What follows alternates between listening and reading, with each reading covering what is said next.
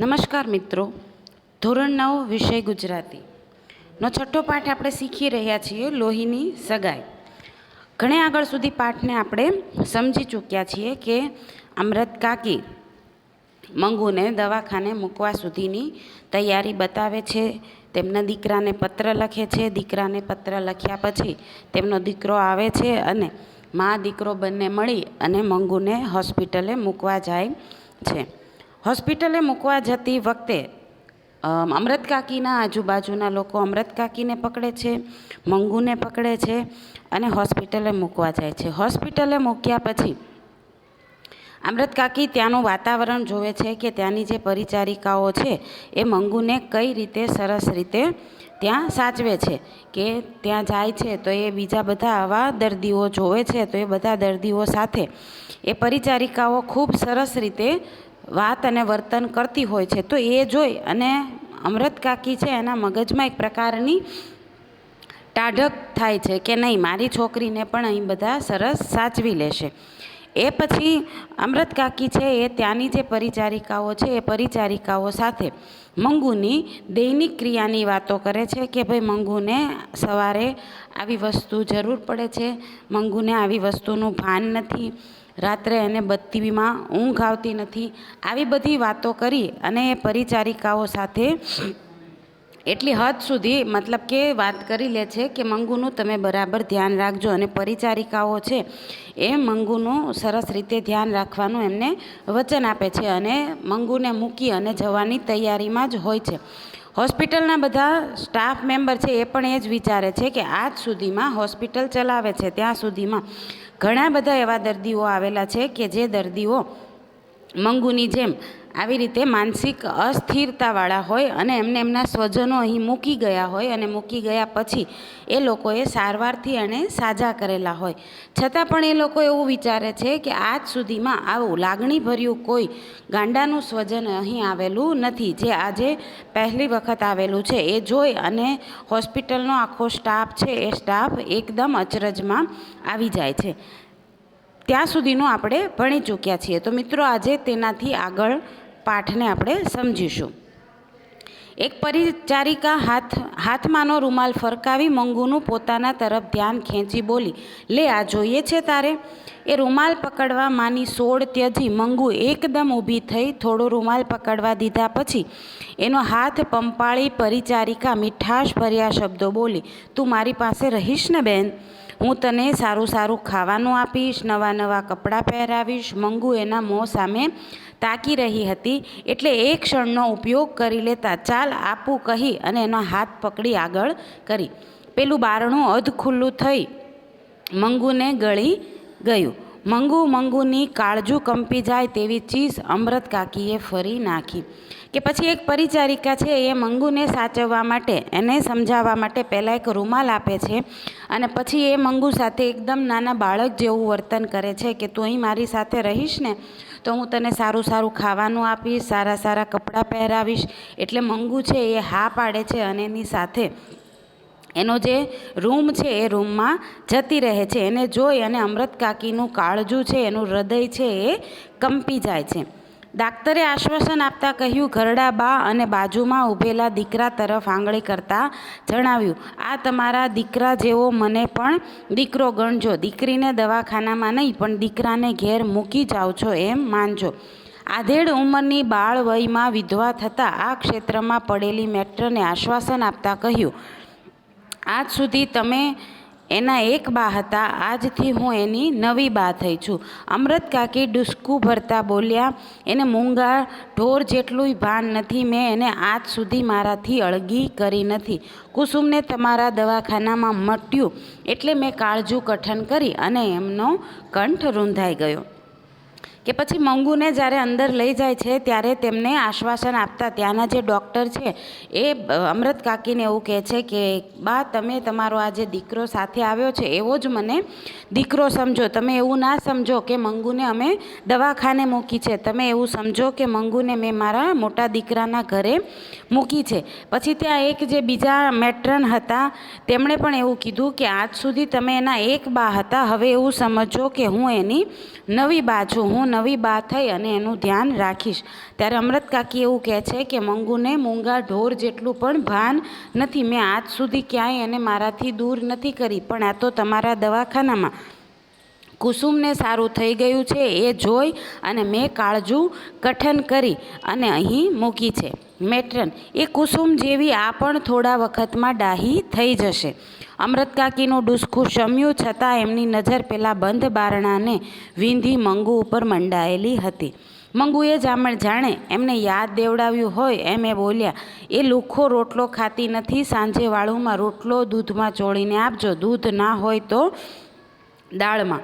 અમૃત કાકીની કરુણ આંખ ભણી નજર માંડવાની મેટ્રની શક્તિ લુપ્ત થઈ હોય તેમ એણે નીચી દ્રષ્ટિ રાખી કહ્યું, સારું. કે અમૃત કાકી એવું કહે છે. પછી પેલા મેટ્રન એવું સમજાવે કે જેવી કુસુમ સારી થઈ ગઈ એવી જ તમારી મંગુ છે એ સારી થઈ જશે. અને અમૃત કાકી ફરી માનું હૃદય છે એટલે ફરીથી એ યાદ કરાવે છે કે ભાઈ મારી મંગુ છે એ લુખ્ખો રોટલો એટલે કે એકલો રોટલો ખાતી નથી. એને રોટલા સાથે દૂધ અથવા દાળ છે એમાં ચોળીને આપજો. અમૃત કાકી, એને દહીં બહુ ભાવે, દરરોજ તો ના બને પણ બીજે ત્રીજે દહાડે આપજો. એનું વધારાનું જે ખર્ચ થશે તે અમે આપીશું. જે એની ચાકરી કરતું હશે એને પણ અમે રાજી કરીશું. અમૃત કાકી અને દીકરો મંગુને મૂકી દવાખાનાની બહાર નીકળ્યા ત્યારે બંનેના મોં ઉપર શોકના વાદળ છવાયેલા હતા. મૂંગા બંને બહાર ઊભેલી ઘોડાગાડીમાં બેસી વિદાય થયા. ગાડીના ડબ્બામાં પગ મૂકતા અમૃત કાકીને સાંભળી આવ્યું, દવાખાનામાં સૂવા ખાટલો આપતા હશે કે નહીં. મંગુ નીચે સૂઈ રહેલી નથી, એટલે જો ખાટલો નહીં હોય તો એને નહીં ફાવે. મનમાં થયું કે જો પોતાને અંદર જોવા જવા દીધી હોત તો ભાળવણી કરવાનું રહી ન જાત. ઓરડીમાં ખાટલો ન જુવત એટલે તરત સંભારી આવત.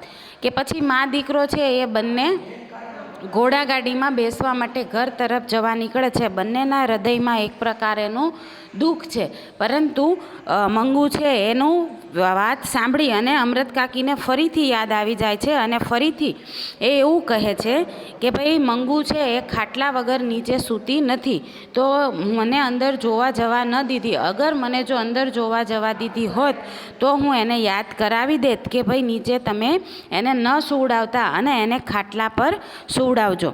દવાખાનામાં કામ કરનાર માયાળુ છે, ભલા છે એવી ખાતરી અમૃત કાકીને થઈ હતી, પરંતુ એમને અંદર જવા દીધા ન હતા એટલે વસવસો રહી ગયો હતો કે આપણને નહીં ગમે તેવું હશે ત્યારે જ અંદર જવા નહીં દેવાનો કાયદો કર્યો હશે ને. એનો ટેકો આપતું હતું પેલું અધખોલું બારણું. ભૂતની માફક ભમતી ગંદકી, જથર-વથર અને ભૂખે મરી ગઈ હોય એવી બે બિહામણી ગાંડી સ્ત્રીઓ. એ સાથે અમૃત કાકીને મંગુ પોતાને જોવાથી રડતી હોય એવો સાદ સંભળાયો. એમની આંખોમાંથી આંસુ ચાલ્યા. બાજુમાં બેઠેલી સ્ત્રીએ પૂછપરછ કરી, કેમ બા રડો છો? કોઈ મૈણું થયું છે? કે પછી દવાખાનામાં બધા લોકો માયાળું છે એ બધી વાત સાચી, પણ એક માનું હૃદય છે કે માં છે એના હૃદયમાં ઘણા બધા વિચારો આવતા હોય છે. તો એવું વિચારે છે કે અંદર શું કામ મને જવા ન દીધી? પેલું અંદર બધું ગંદુ હતું. પેલી બે સ્ત્રીઓ એકદમ બિહામણી હતી કે જે કંઈ ખાવા જ ન દીધું હોય એવું. તો એવું જ હશે એટલે જ મને અંદર જવા ન દીધી. અને આવા વિચારે તેની આંખમાંથી આંસુ નીકળવા માંડે છે. રાત્રે 11:15 વાગ્યે ઘેર આવ્યા ત્યારે એમની વાટ જોતી પડોશન જે એમની પિતરાઈ થઈ હતી તે જાગતી હતી. એમને માટે એણે રસોઈ કરી રાખી હતી, પરંતુ બંને જણે વાળું કરવાની ના પાડી. સ્વજનના મરણનો ઘા તાજો હોય ત્યારે જેમ આગ્રહ કરનારની જીભ ન ઉપડે તેમ પડોશન ખેંચતાણ ન કરી શકી. અમૃત કાકીના અંતરમાં એક તંબુરો વાગી રહ્યો હતો. મંગુ અત્યારે શું કરતી હશે? પળે પળે એ જ વિચાર એમના હૈયાને વીંધી રહ્યો હતો.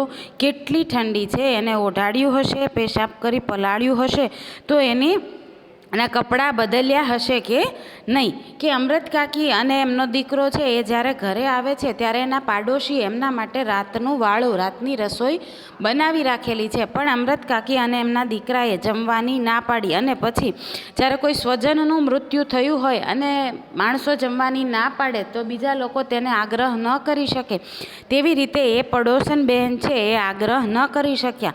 અને અમૃત કાકી છે એના અંતરમાં, મનમાં વિચારોના વમળો ચાલતા જ રહેતા હતા. તે સતત વિચારતા રહેતા હતા કે કેટલી બધી ઠંડી છે, મંગુને ઠંડીમાં કંઈ ઓઢાડ્યું હશે, તેમણે કોઈ દૈનિક ક્રિયા એવી કરી હશે કે જેનાથી એના કપડાં પલળ્યા હશે, એના કપડાં કોઈએ બદલ્યા હશે, એના પથારી પલળી હશે તો એ કોઈ બદલી હશે. આવા અનેક વિચારો એક માના હૃદયમાં ઘૂમી રહ્યા હતા.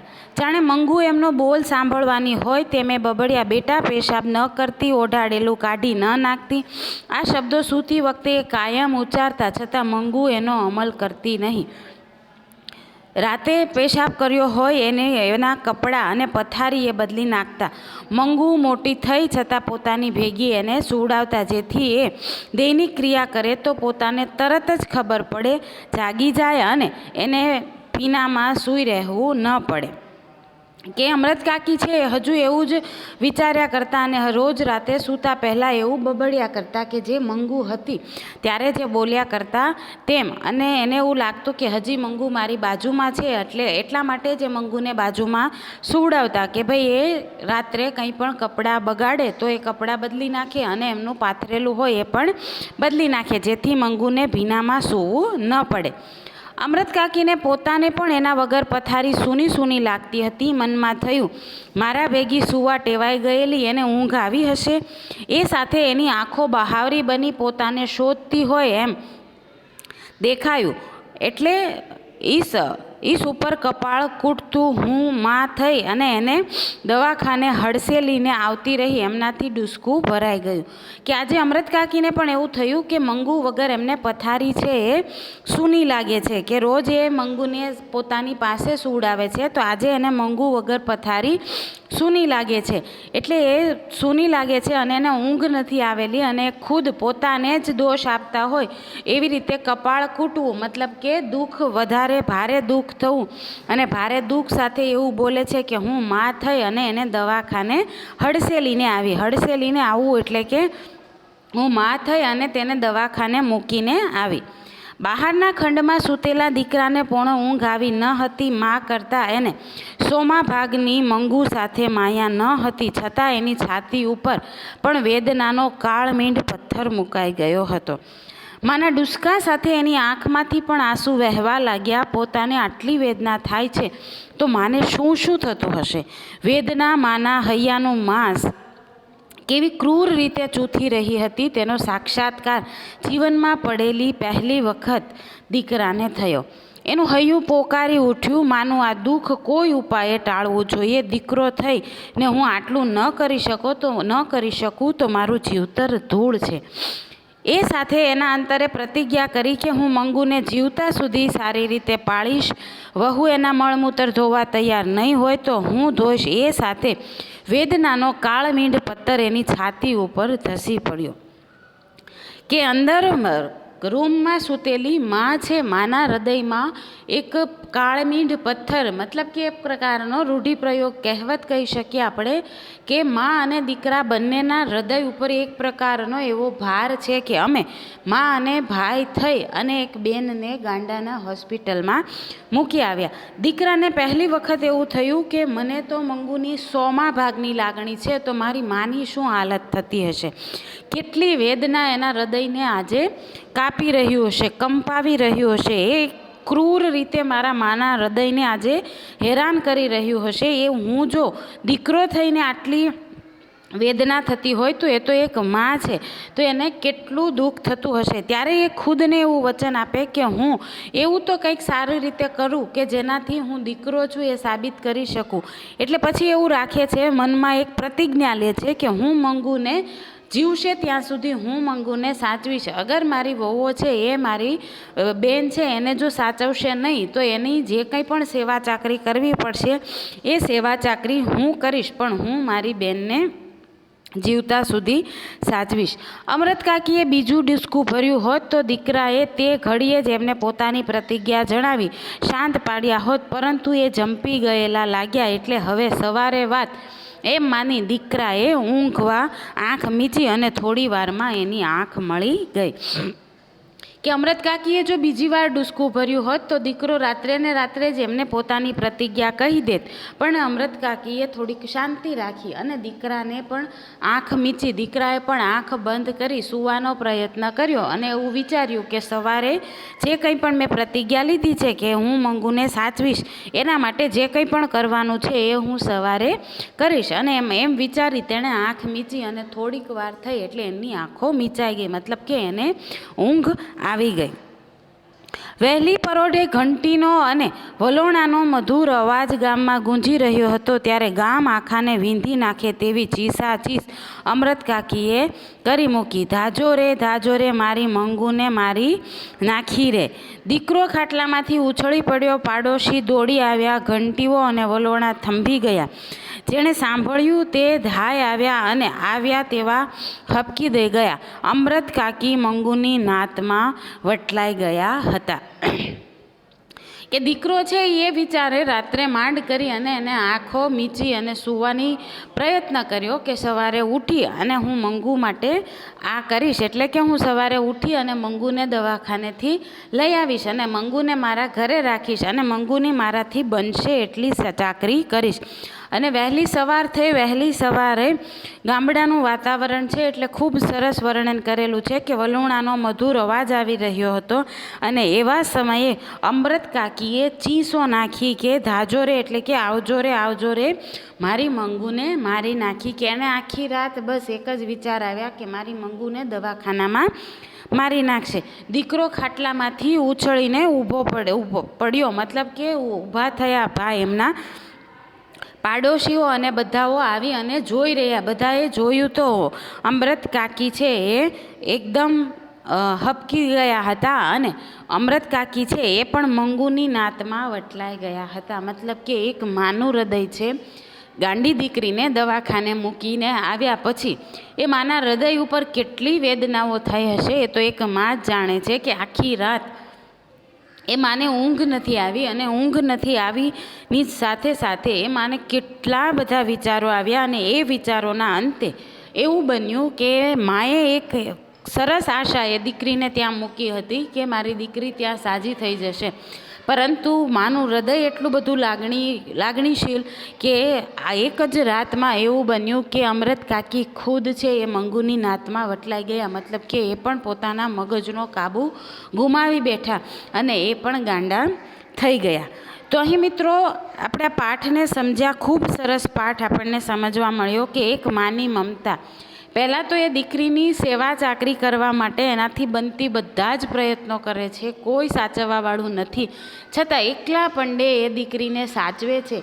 પછી એવું થાય છે કે એકાદ ગામમાં ઉદાહરણ એની સામે આવે છે કે દીકરી સાજી થઈ જાય છે તો એ જોઈ અને મંગુને તે દવાખાને મૂકે છે અને મંગુને દવાખાને મૂકીને આવ્યાના એક જ રાતમાં અમૃત કાકીના હૃદય પર એટલો ઘા વાગે છે કે એ ખુદ પણ મંગુ જેવા ગાંડા થઈ જાય છે. મતલબ કે પોતાની માનસિક સંતુલન છે એ ગુમાવી બેસે છે અને મંગુની સાથે એ પણ મંગુ જેવા જ બની જાય છે.